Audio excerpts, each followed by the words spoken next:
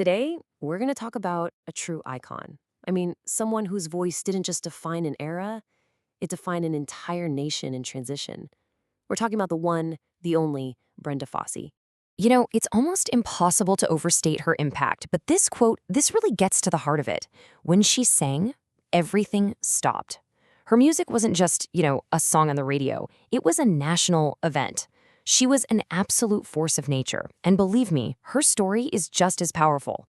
And people called her so many things. Each name kind of captured a different piece of who she was.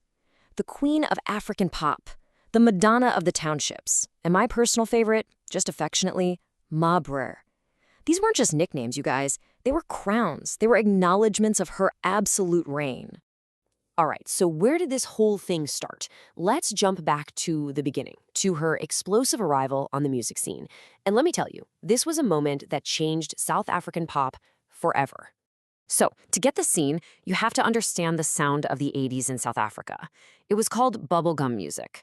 And no, this wasn't just some throwaway pop. It was this amazing, fresh, electronic, super vibrant sound for a new generation of kids in the cities, looking for an escape from the brutal reality of apartheid. And Brenda Fassie, well, she was about to become its undisputed queen. And this is the song that lit the fuse. We're talking 1983. She was only 19 years old. Her and her band, the Big Dudes, they dropped this track called Weekend Special. And it wasn't just a hit song. No. It was a full-blown phenomenon. Get this, over 200,000 copies sold in its first year alone. That made it the fastest-selling record in South Africa at the time. I mean, that's huge. But it didn't even stop there. Weekend Special actually started charting internationally. The world was officially on notice. A global superstar had just arrived. But here's the thing about Brenda Fassie. Her music was never just about getting people to dance. It became something so much bigger. It became this powerful, defiant voice, a voice raised against the brutal apartheid regime. Okay, to really understand how high the stakes were, just think about this timeline. For decades, Nelson Mandela is in prison. Then, boom, February 1990, Fassie drops an album called Black President. The apartheid government, of course, bans the title track immediately. But then, just days later, Mandela is freed. That song, it became an instant, unstoppable anthem for freedom. And listen to these words. These are the words that absolutely shook the establishment. They broke rocks, but the spirit was never broken. I mean, come on, that's not some subtle metaphor. It's a direct, incredibly courageous tribute to Mandela's resilience. It was literally hope set to a beat.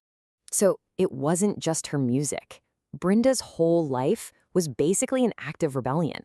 She didn't just break the rules. She completely tore up the rulebook and wrote her own, challenging every single norm she came up against.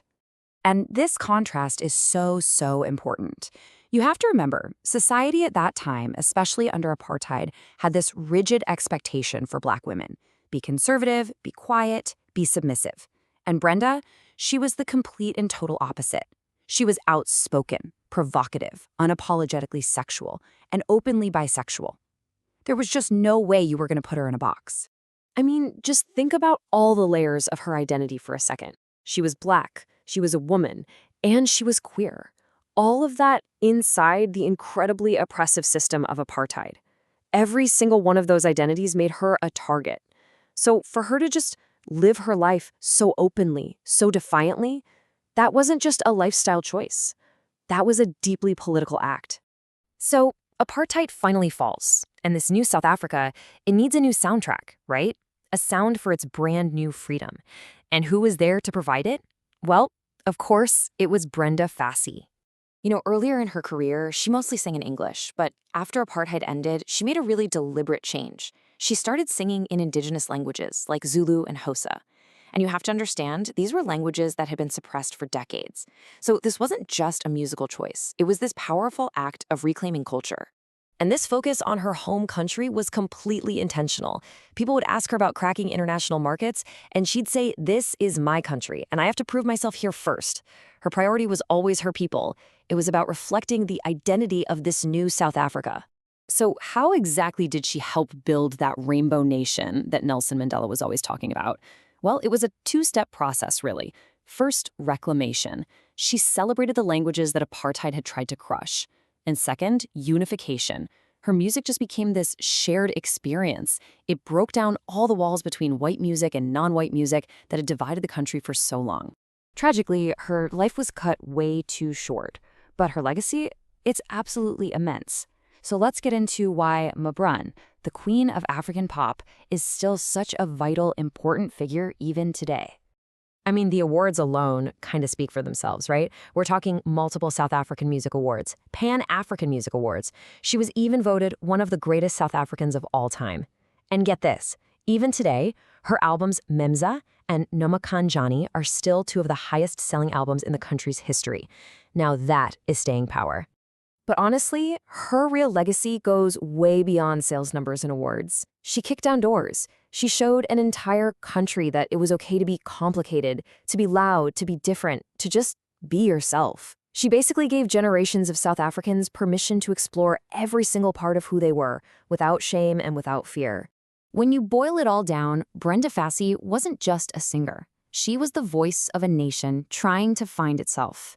And that leaves me with one final thought for you.